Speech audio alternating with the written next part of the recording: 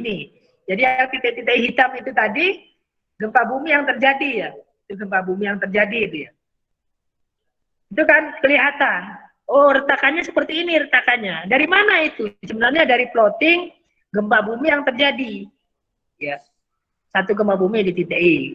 Ada gempa bumi lagi dibuat titik lagi. Terus dibuat titik.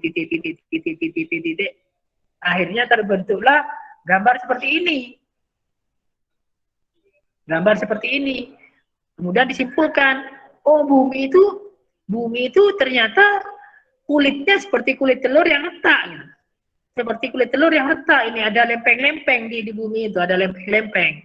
Disimpulkan seperti itu. Itu sebenarnya dari gempa bumi yang terjadi ya. Kemudian diplot atau dibuat titik.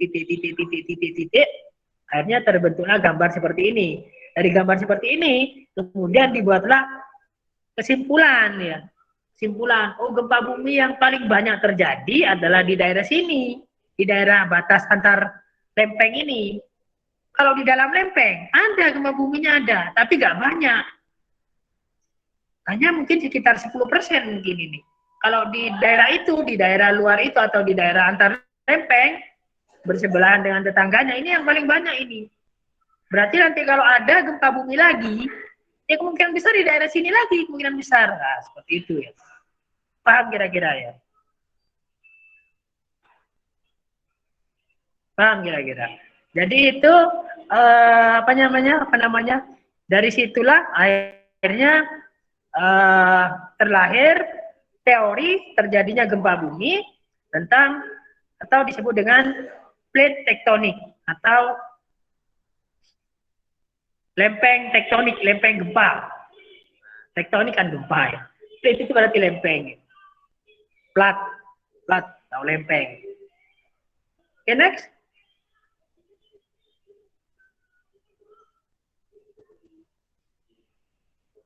Kemudian kita beri nama, lempeng-lempengnya kita beri nama seperti ini. Ada yang besar itu Pacific Plate, ada Caribbean Plate, ada South America Plate. Ah, plate-nya kita beri nama-nama. Oke, next. Lanjut. Kita cepet-cepetan aja ya. Supaya cepat materinya cepat selesai.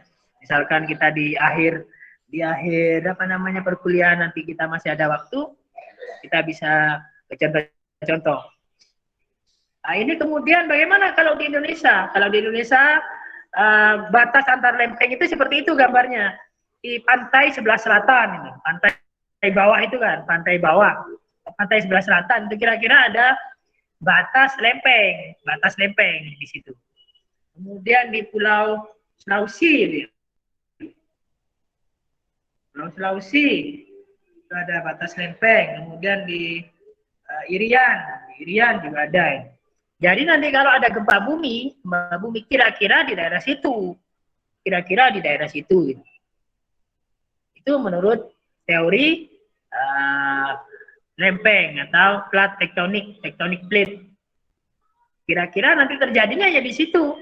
Kalau di pantai itu di pantai selatan itu di pantai sepanjang pantai selatan. Kalau di Jawa. Kemudian kalau di Sumatera juga di situ di bawah di bagian pantai selatan juga sama. Kalau di bagian utara relatif aman ya, relatif. Disimpulkan seperti itu ya. Ini kan cuma prediksi kita. Prediksi kita setelah mempelajari gempa bumi yang terjadi. Apakah kemungkinan ada gempa bumi di daerah utara? Ya bisa saja. Ini kan kesimpulan kita dari gempa bumi yang sudah-sudah. Dari sini kita simpulkan nanti kalau ada gempa bumi lagi ya kira-kira di daerah selatan, kira-kira di daerah itu kira-kira. Kemarin yang tsunami di Aceh kan juga seperti itu kan, tsunami di Aceh, tsunami di Jogja juga di pantai selatan. Kalau yang daerah utara jarang. Kalau tsunami itu kan berarti gempa buminya terjadi atau patahannya terjadi di laut, Kemudian airnya sampai ke ombaknya besar, ombaknya tinggi, airnya mencapai jauh dari bibir pantai airnya. Maka tsunami. Sebenarnya gempa bumi yang terjadi, tapi karena terjadi di laut, kemudian airnya masuk, kemudian terjadilah ombak yang tinggi. Ombak yang tinggi ini airnya, ombaknya kan dari tepi pantai airnya sampai banyak sekali, sampai sampai jauh. Jaraknya dari bibir pantai sampai jauh. Tsunami kan seperti itu. Okay, next. Kemudian fall movement. Fall movement atau patahan, gerakan patahan. Yang pertama ada strike slip. Itu strike slip ya, ke pinggir, horizontal ke pinggir. Kemudian ada thrust. Harus naik berarti ya. Ada normal ini turun berarti. Yang anda lihat itu yang ada pohonnya itu berarti diam, yang ada pohonnya ya. Acuannya itu mungkin, yang ada pohonnya diam. Yang satunya itu yang bergerak. Yang sebelah kanan yang bergerak. Kalau yang pertama strike slip itu berarti yang sebelah kanan bergerak ke dalam sana ya. Yang thrust itu berarti naik ke atas. Yang normal itu berarti dia turun ke bawah. Okay, next. Nah, itu yang contohnya strike slip. Yang bergeser secara horizontal. Dan ada normal fall turun berarti. Ada orang itu, ada gambarnya orang itu berarti itu yang diam.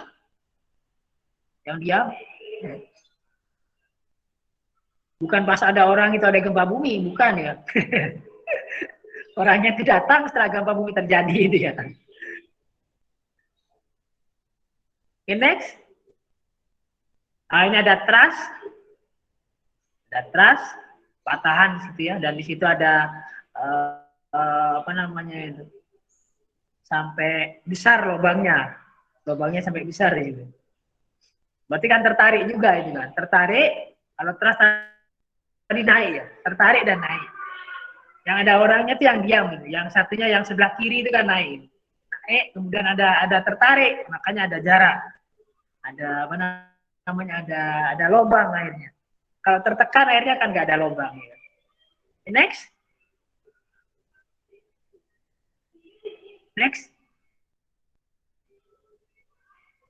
Ini di LH6, patahan di LH6 sampai jauh sekali itu ya.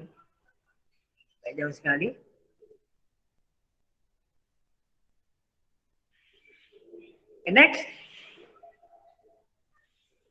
Next. Ini di San Andreas.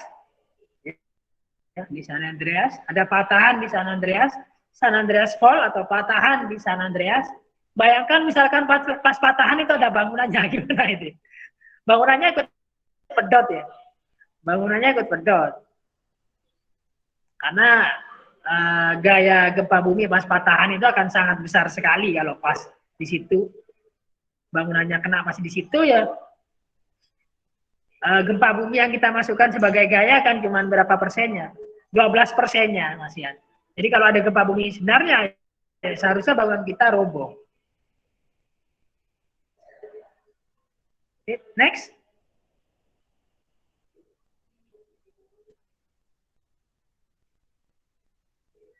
Mungkin ada yang mau dikomentari? Silakan kalau ada yang mau komentar dulu. Silakan, siapa? Halo?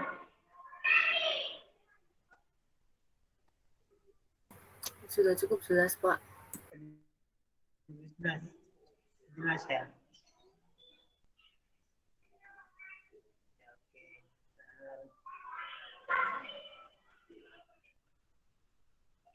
Oke, berikutnya implication of plate movement. Implikasi dari gerakan cangkang atau lempeng. Implikasinya bagaimana? Yang pertama ada ground shaking, kemudian ada ground failure, ada likuifaksi, dan ada landslide. Likuifaksi yang sudah beberapa kali terjadi di Indonesia, likuifaksi ya, yang dulu di Mana itu? Di Palu ya, Palu. Jadi akhirnya buminya itu seperti apa ya? Seperti lunak sekali buminya itu.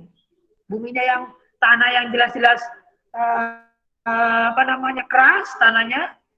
Setelah ada likuifaksi itu buminya jadi seperti apa namanya? Jadi encer sekali. Ya kalau Anda sempat melihat apa namanya? Sempat melihat video yang terjadi di Palu itu kan rumah itu bisa berpindah jauh sekali dari asalnya itu ya. Rumah itu kan sesuatu yang aneh itu ya. Rumah yang asalnya di sini setelah ada likuifaksi atau liquefaction itu ya. Jadi tanahnya itu jadinya jadi lembut seperti misalkan Anda bayangkan misalkan seperti bubur itu. Ya. Jadi tidak bisa berpindah jauh sekali. Seperti mungkin yang cerita bagi yang muslim mungkin cerita Nabi siapa itu? Nabi siapa itu yang kaumnya kaum Sodom itu? Nabi siapa itu? Yang suka sama-sama laki-laki itu. Nabi Lut ya? Nabi Lut. Buminya kan hampir sama. Buminya juga sama di buat seperti itu zaman dulu itu. Ada gempa bumi yang besar sehingga buminya menjadi seperti bubur itu ya. Landslide itu berarti ada sliding. Daratannya sliding. Oke, next.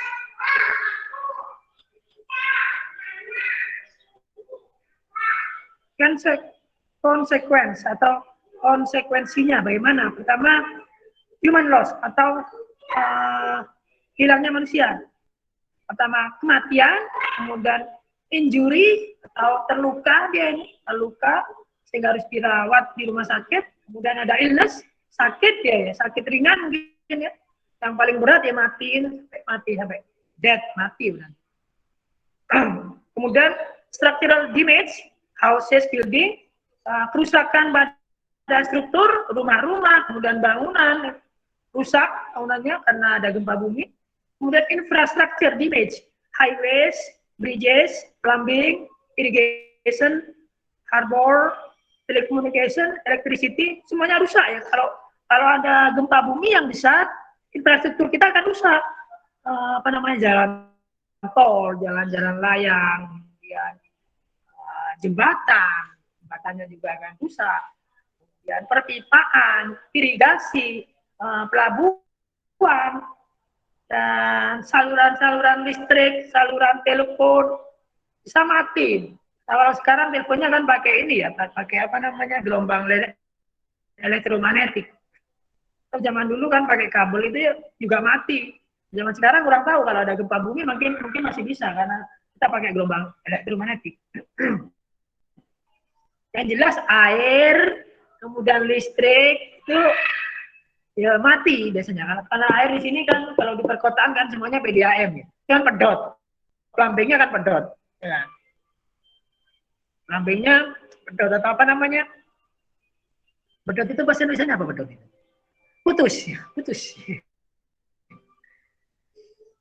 activities disturbance aktivitas terganggu bisnis pendidikan sosial dan sebagainya terganggu, nggak bisa normal lahirnya. Dan biasanya kebakaran terjadi beberapa lama kebakaran. Karena untuk memadamkan juga airnya kita kesulitan airnya. Airnya kesulitan kalau nggak ada air. Jadi saat gempa bumi terjadi ya listriknya padam, PDAM itu kan otomatis nggak bisa normal karena pipanya banyak yang putus pipanya ya kan. Nah, itu kira-kira yang terjadi.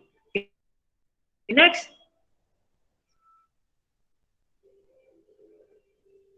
Kemudian macam-macam atau tipe-tipe dari gelombang seismik atau gelombang gempa.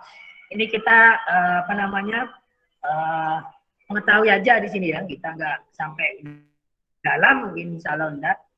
Untuk mengetahui aja karena kita di sini kan teknik sipil ya. Tujuan kita ini mempelajari ini adalah kita mengaplikasikan pada bangunan sehingga penghuni bangunan itu masih bisa selamat. Itu sebenarnya tugas kita ya.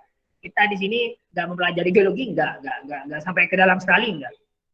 Kalaupun kita belajar gempa bumi ya cuma untuk pengetahuan, sebatas pengetahuan, sehingga apa yang harus kita lakukan nanti ke bangunan kita. Nah, di situ ya. Yang pertama, gelombang gempa ini yang pertama ada body wave, yang kedua ada surface wave. Body wave ini adalah yang pertama ada propagate atau dia berjalan atau kalau gelombang itu apa namanya? Disalurkan melalui badannya bumi. Kemudian dia ada dua gelombang, yang pertama primer, yang kedua sekunder ya kan. Primary wave atau P wave, yang kedua secondary wave atau S wave ya. Itu yang pertama.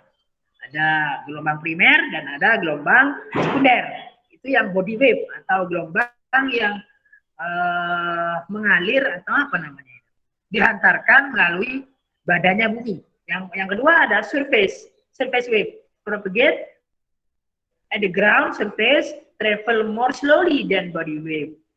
Itu ada love wave atau gelombang cinta ya, gelombang cinta seperti nama tanaman itu ya. Ada rally wave. Rally itu berarti seperti gelombang memutarnya rodanya kendaraan, rodanya sepeda kan ada nama sepeda rally gitu ya. Karena rally itu memang nama orang yang dia itu menemukan atau mempelajari tentang gelombang, kemudian gelombangnya diberi nama gelombang rally sesuai dengan nama orangnya. Gelombang rally ya kira-kira seperti rodanya, seperti berputarnya rodanya sepeda kira-kira. Oke, next.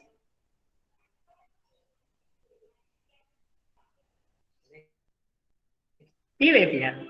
P-wave itu adalah fastest wave, dia yang paling cepat, kira-kira 1,5 sampai 8 km per second. Cepat loh gitu. 8 km per second per detik. Cepat sekali ya.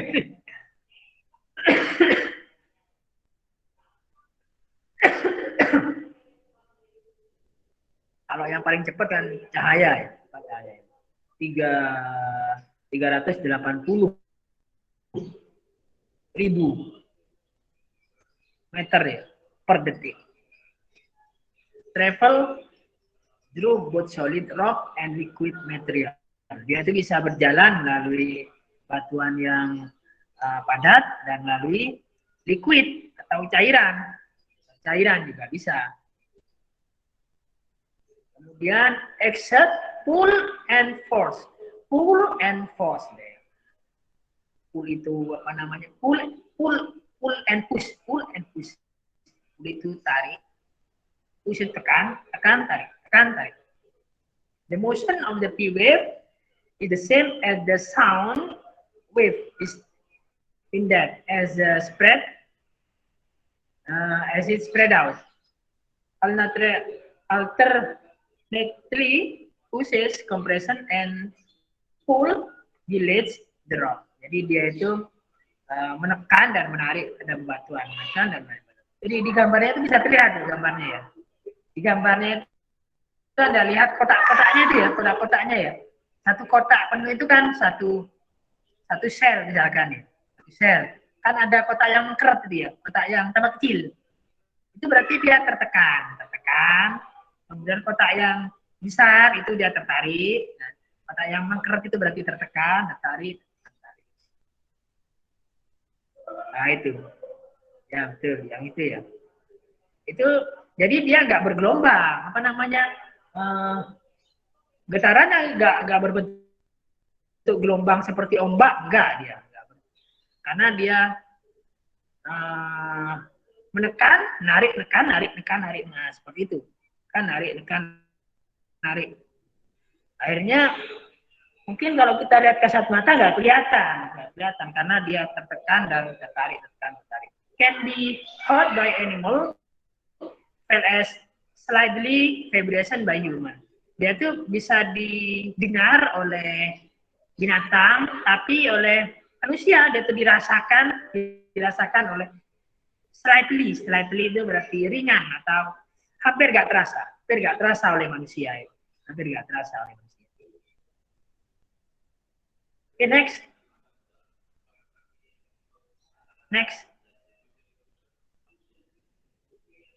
Kemudian S-wave. S-wave ini slower than P-wave, kira-kira 60% sampai 70% of P-wave velocity cannot propagate in the liquid parts of the earth, such as ocean. Kemudian dia tidak bisa melalui cairan, misalkan lautan, nggak bisa dia hanya bisa melalui yang padat-padat, tanah, kemudian bebatuan itu bisa. Kalau dia terhalang oleh air, dia sudah nggak bisa diteruskan gelombangnya. Shear at the rock surface is in the right angles of the direction of travel. Kalau Anda lihat batuannya naik turun, atau pergeseran batuan, itu kira-kira dia arah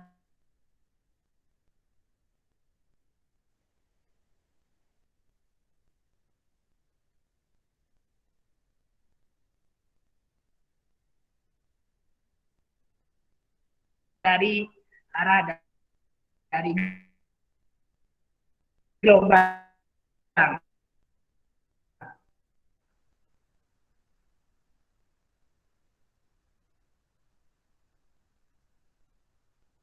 Arah dari gelombangnya ke situ.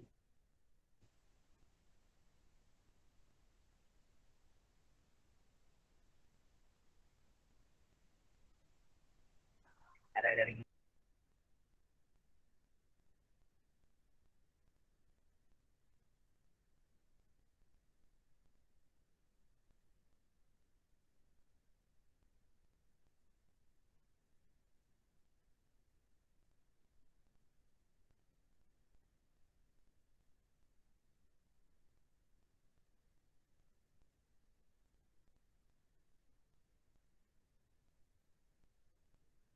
Halo? Halo, mohon maaf ya. Mohon maaf, ada ibu saya telepon barusan. Halo, suaranya jelas ya? Jelas sudah. Mohon maaf ya. Ada ibu saya telepon. Kemudian experience ground shaking by human has relatively higher amplitude than compare to P-wave. Jadi dia ini, kalau yang S-wave ini dia lebih kelihatan secara kasat mata kelihatan dia, karena dia bertekstur naik turun dia, ya kan? Turun dia. Gelombangnya kelihatan dia, naik turun. Padahal dia sekunder. Tapi karena arahnya dia naik turun gini, dia seperti gelombang ombak gini, di gelombang ombak ada kelihatan. Kalau yang primernya malah gak kelihatan, gelombang primernya gak kelihatan, yang sekunder kelihatan. Dan dia bisa kelihatan oleh manusia atau dirasakan oleh manusia sebagai ground shaking atau goncangan pada tanah bergoncang. Kalau itu berarti Anda lihat Anda simpulkan, oh ini adalah S-wave ini S-wave bukan P-wave ini. Kalau P-wave karena kita manusia nggak merasakan, yang merasakan adalah binatang. Oke, next. Kemudian ada love wave. Love wave ini yang surface tadi ya, yang surface ya. The movement is essentially the same as S-wave, but no vertical displacement. Dia itu sama seperti S-wave, tapi dia tidak punya gerakan secara vertikal. Nah, vertikal dia nggak punya. Dia ke samping dia, atau secara horizontal. Secara horizontal ya. Kemudian it move ground from side to side, horizontal plane, but right angles of the direction of propagation. Nah, itu adalah gambarnya tuh ya. Adalah gambarnya. Dia ke kanan dan ke kiri, kanan dan kiri. Itu kalau ada seperti itu berarti dia arahnya ke arah sananya itu tegak lurus terhadap arah panahnya itu berarti gelombangnya. Panahnya kan ke kanan dan ke kiri ya. Berarti arah gelombangnya tegak lurus terhadap arah panahnya. Itu yang arah biru, yang biru bawah. Yang biru bawah. Itu berarti arah gelombangnya ke sana. Arah gelombangnya ke sana gitu. Kalau yang arah hitam kecil panah itu berarti itu arah ininya. Arah pergeserannya ke situ. Pergeserannya ke arah yang hitam itu. Arah gelombangnya adalah ke arah yang biru bawah, besar, panah besar bawah itu. Kira-kira seperti itu. Kemudian do not propagate through water. Dia tidak bisa melalui air dia. Kalau ada air dia berhenti. Nggak bisa diteruskan. Oke, next. Lanjut.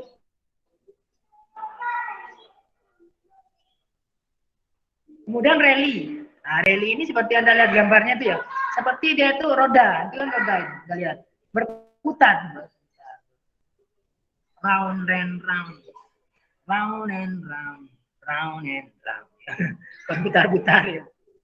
Berputar-putar seperti like rolling of ocean wave. Dia seperti perputarannya gelombang pada lautan.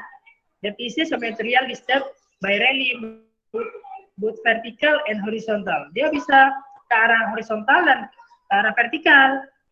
Mostly human experience the ground shaking caused by rally wave. Kalau manusia juga bisa tahu ini, dirasakan oleh manusia. Oh, ini ada gempa ini. Ada gempa. Kalau ada gelombang rally ini manusia terasa. Oh, ini ada gempa. Yang nggak terasa tadi malah yang utama ya, gelombang yang utama yang nggak terasa, yang E-wave malah yang nggak terasa. Oke, next.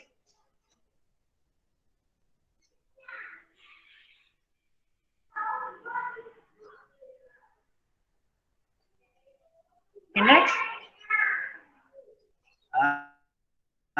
Itu ya. Itu yang terlihat pada seismometer. Seismometer itu adalah alat untuk mengukur gempa. Seis itu kan gempa. Meter itu adalah alat untuk mengukur. Alat untuk mengukur. Speedometer. Speedonya kan kecepatan. Meternya berarti alat untuk mengukur kecepatan. Speedometer. Ya. Termometer. Termo berarti suhu ya, suhu. Meter berarti alat untuk mengukur suhu. Seismometer adalah alat untuk mengukur gempa. Itu Anda lihat gambarnya ya, ada P di situ ya. Ada P. P itu berarti yang primer. Yang primer kan nggak ada getaran di situ ya, atau getarannya nggak terasa di situ. Tapi itu yang primer. Kemudian baru dia masuk SP.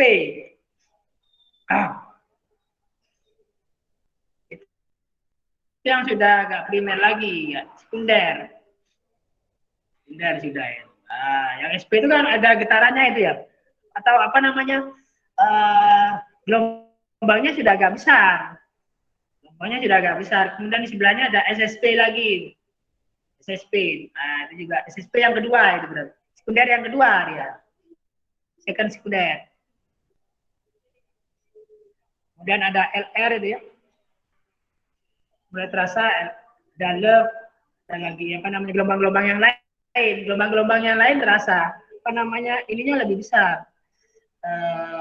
Gelombangnya lebih besar. Gelombangnya. The three component of ground motion record. Itu ada up, ada north south, ada east west. Jadi kalau kita ada termometer, seismometer memang ada tiga komponen arah yang kita ukur. Pertama atas bawah, kemudian utara selatan, kemudian barat timur. Minimal ada 3 itu minimal, sehingga kita bisa merekam getaran ke beberapa arah yang berbeda. Okay, next. Lanjut. Type seismic wave. Earthquake generated by many type of wave, complex pattern. Some penetrate the earth, come to the surface, Next saja. Ini bentar. Itu berarti arahnya dari gelombang tadi ya. Itu ada yang apa namanya? Ada yang dilanjutkan, ada yang direfleks, ada yang refrak, ada yang di bend dibengkokkan. Some kind travel around the circumference of the world and do not penetrate at all. Ada gambarnya setelah ini. Next, gambar setelah ini. Next. Lanjut. Next. Halo? Udah gak ada, Pak. Terakhir tadi. Iya, Pak. Oh, sebelumnya apa?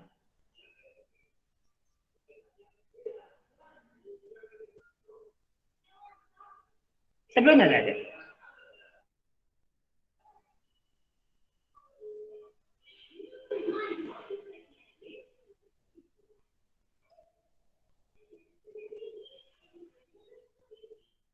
Oh, setelah itu nggak ada di situ. Ada sebenarnya. Ada gambarnya. Nggak apa-apa kalau enggak. Bentar Pak, mungkin masih loading. Oh iya, masih loading. Itu gambarnya itu ya. Itu gempa bumi ya. Jadi gempa buminya terjadi yang di merah itu, yang di merah di dalam itu. Earthquake fokus. Itu berarti pusatnya di situ. Pusatnya di situ, gelombangnya bisa terjadi, bisa kena ke daerah perkotaan ya. Ada yang gedung-gedung daerah perkotaan itu. Ada yang langsung, itu kan satu warna langsung, gelombangnya lurus. Ada yang gelombangnya itu yang dibelokkan, ada yang dipantulkan, seperti itu ya. Ada yang dipantulkan, gelombangnya seperti itu. Kalau dia ketemu dengan density yang berbeda atau massa jenis yang berbeda, ada yang akhirnya ikut ke density-nya itu apa namanya, ikut batas antar density-nya, kira-kira arah gelombang gempa kira-kira seperti itu. Okay, next. Nah, itu kalau dia gelombangnya seperti itu, ada yang reflect, ada reflected, ada reflected ya. Bedanya reflect dan reflected seperti itu ya. Kalau reflect itu di dua jenis material yang berbeda, density-nya berbeda. Kalau reflect itu yang satu density atau satu massa jenis, satu jenis tanah, satu jenis batuan yang reflect. Okay, next, ini terakhir ya. Oke. Okay. Gak ada lagi setelah itu ya? Oke, gak ada lagi.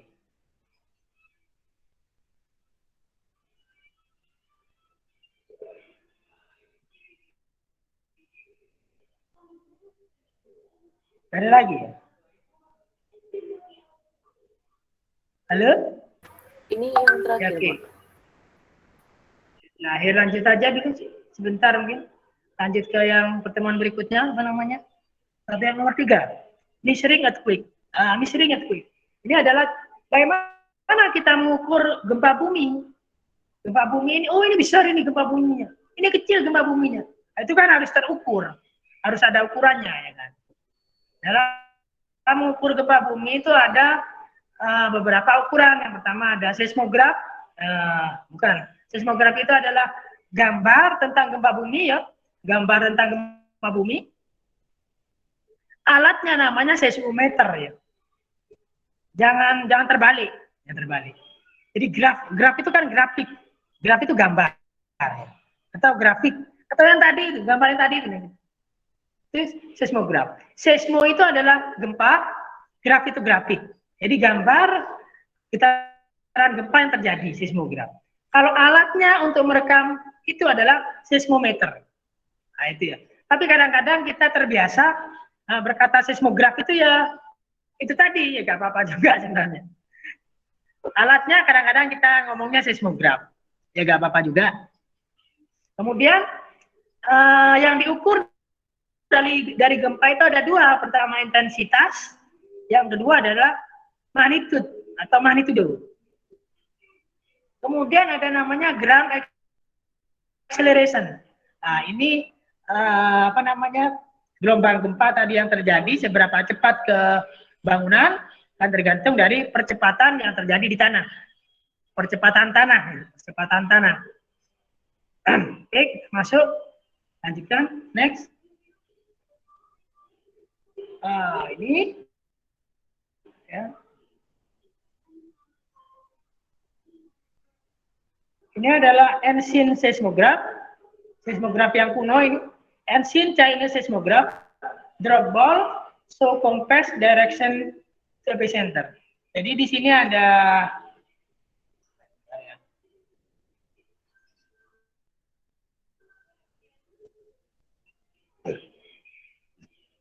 di tahun berapa ini? Tahun 136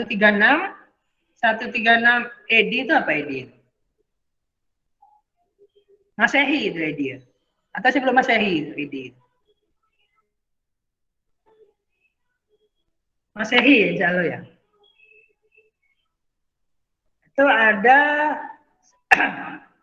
seorang orang Cina namanya Choco atau Chang Heng. Dia menemukan alat yang bisa mengindikasi tentang gempa bumi. Alatnya seperti ini. Ada beberapa kepala naganya itu dia ada bolanya, Dragon Ball berarti. Ada bolanya di situ. Kemudian bola yang jatuh, kira-kira itu arah dari gempa nanti di situ. Arah dari gempa di arahnya yang jatuh, bola yang jatuh tadi kira-kira. Nah, itu. Okay, next. Modern seismograph. Invented atau ditemukan oleh Prof. John Milne di tahun 1880. It use mechanical principle, dia memakai prinsip mekanika inersia yang intinya adalah ada heavy body yang stay put, yang dia ditaruh. Heavy body itu berarti sesuatu yang berat. Kemudian dia bergoyang secara bebas melalui pendulum. Kemudian bisa digambar, mark itu apa namanya, ditandai atau dilukis dengan suatu pen pada suatu drum yang berputar. Jadi gambarnya seperti itu ya. Tapi kemudian ke kertas dulunya ke drum. Nah, itu ada heavy body, mesh di situ ya. Kelihatan ya. Ada mesh. Di situ berarti benda yang berat. Kemudian ada hinge. With hinge to low movement. Di situ ada sendi. Karena ada sendi dia harus bisa bergerak bebas, enggak, kalau jepit kan nggak bisa bergerak. Kalau dia sendi dia bisa bergerak bebas, sehingga nanti kalau terjadi gempa semuanya bergerak kecuali yang meshnya ini. Meshnya kan dia akan tetap di tempatnya, semuanya bergerak kan. Kecuali meshnya itu kan dia akan tetap di tempatnya. Kira-kira seperti itu. Paham ya? Ya. Jadi benda yang berat itu kan dia akan tetap di tempatnya ya kan. Misalkan Anda gantung sesuatu yang berat pakai tali misalkan itu.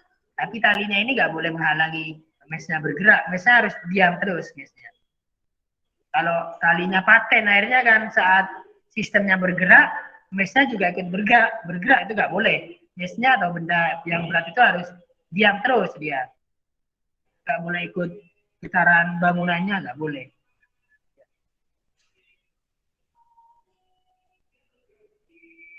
Oke,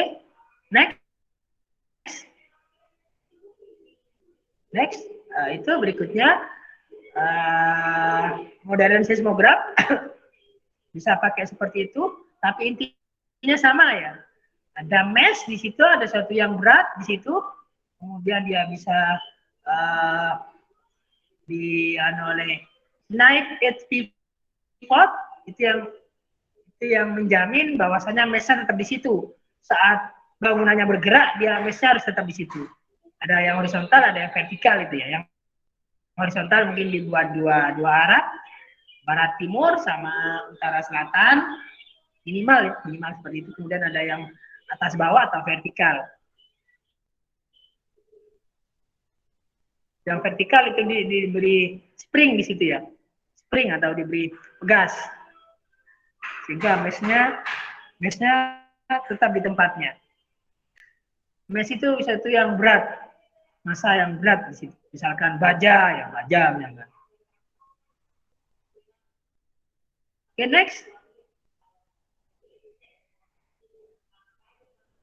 Next.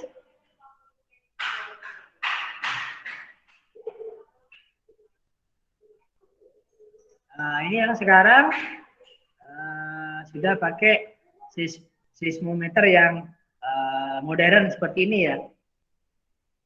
Modern seperti ini sudah. Next.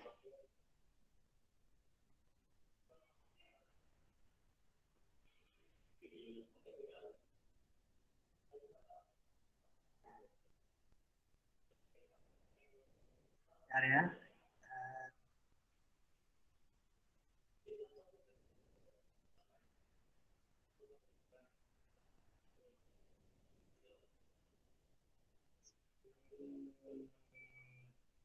Oke, iya. Strong motion seismograph. Ini biasanya specially designed to record the strong shaking of the ground. Biasanya untuk merekam getaran yang besar sekali dari getaran bumi. The record obtained can be directly read by acceleration of the ground. Bisa dibaca sebagai percepatan dari bumi. Most strong motion accelerometer do not record continuous but triggered into motion by the first wave of the earthquake. Kebanyakan dari accelerometer yang untuk merekam yang strong motion itu nggak bisa merekam secara continuous, secara keseluruhan enggak, tapi trigger kadang-kadang ada, kadang nggak ada. Padahal sebenarnya gempa buminya ada, tapi sama dia nggak terekam karena dia khusus yang besar-besar, jadi direkam dan diam, ada gempa lagi, gitar lagi. Jadi yang kecil-kecil nggak terekam, maksudnya seperti itu. It usually capable to record acceleration of the ground greater than gravity. Ini bisa untuk merekam percepatan melebihi dari gravitasi bumi. It is designed to record the strongest shaking because this tell about fell damaging motion. Ini juga bisa merekam getaran paling besar, getaran paling kuat. Karena biasanya ini menceritakan bagi kita atau dari sini bisa dideskripsikan tentang perasaan manusia dan tentang kerusakan yang terjadi. Nah, seperti itu kira-kira. Oke, insya Allah. Sampai di sini ada yang mau ditanyakan mungkin? Ini ya, saya tolong mahasiswa karena ini bahannya bahasa Inggris ya. Tapi saya percaya insya Allah semuanya bahasa Inggrisnya lumayan daripada saya. Mungkin saya masih kurang bahasa Inggrisnya. Saya bisanya bahasa Inggris Timur ya. Karena saya kan orang Inggris Timur. Orang Teluk Lemak atau orang Madura ya. Tolong saya beri tugas ya. Tiap pertemuan seperti ini tolong disimpulkan dalam bahasa Indonesia, kemudian ditulis tangan ya, tulis tangan kemudian dikumpulkan ya.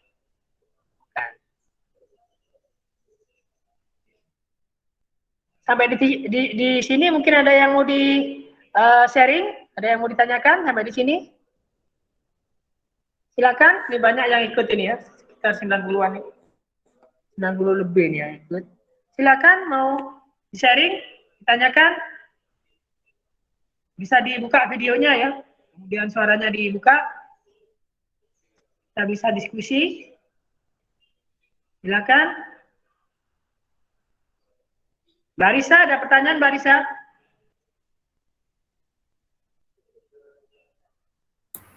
ada, Pak.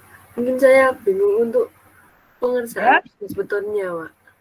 ya, gimana? Mungkin saya lebih bingung ke apa yang step-step untuk mengerjakan tugas betonnya itu, Pak.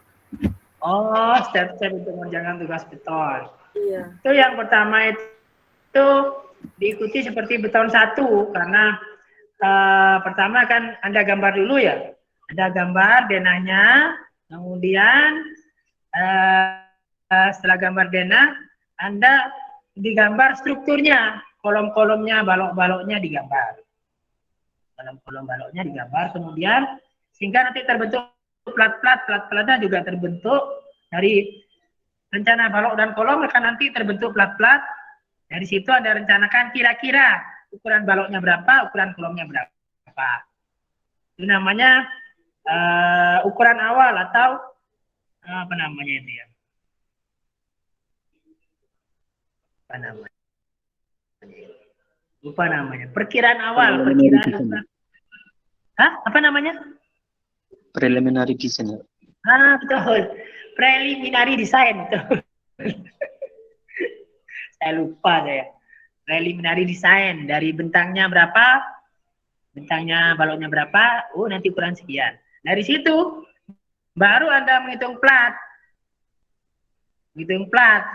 Menghitung plat Anda ikuti beton 1 cara menghitung plat, ya. Menghitung plat. Kemudian setelah menghitung plat, Anda ngitung pembebanan, beban mati. Beban matinya itu kalau saya nggak usah dihitung, menurut saya apa namanya dihitung per meter persegi aja. Platnya berapa? Kemudian kalau nanti Anda modelkan plat, kalau Anda modelkan plat di sub, berarti nggak usah dimasukkan platnya. Kemudian itu ada keramik, ada spesi, dan sebagainya. Beban matinya ada penggantung plafon, ada ducting, ada apa, ada ducting AC dan sebagainya. Itu dimasukkan ke beban mati. Kemudian beban hidup Anda hitung, beban hidupnya ikut di peraturan pembebanan itu ya. Ini termasuk bangunan apa? Bangunan perkantoran atau bangunan sekolah. Anda langsung comot dari situ. Oh, ini sekolah, berarti beban hidupnya adalah 300 kg per meter persegi misalkan. Ya, langsung Anda pakai itu. Kemudian beban gempanya Anda hitung secara sederhana, misalnya statik ekivalen misalnya ya tugas saya. Statik ekivalen. Baru dari situ Anda masuk ke sub.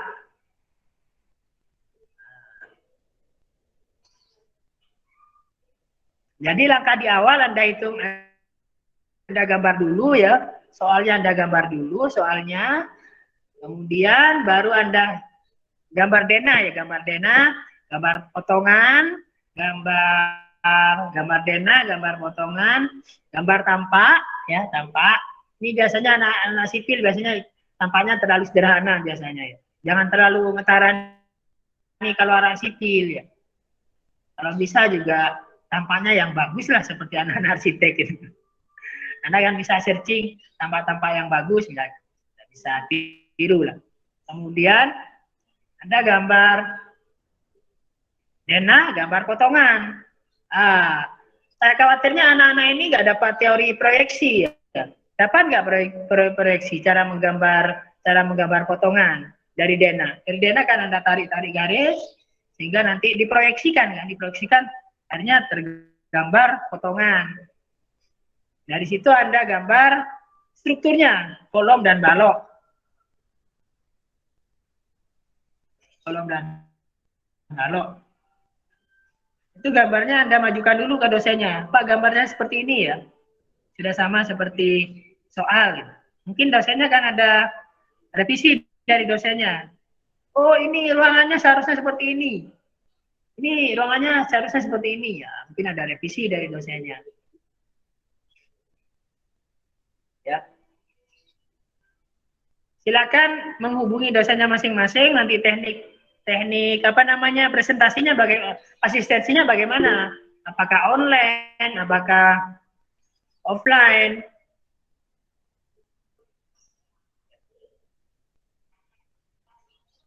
Ada lagi? Ada lagi yang mau didiskusikan?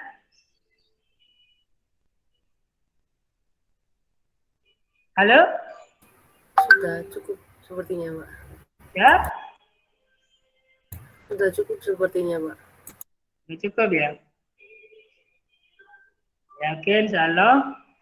Nanti insya Allah kita ada contoh-contoh kerjaan apa namanya, mengerjakan perhitungan kalau di terakhir insya Allah.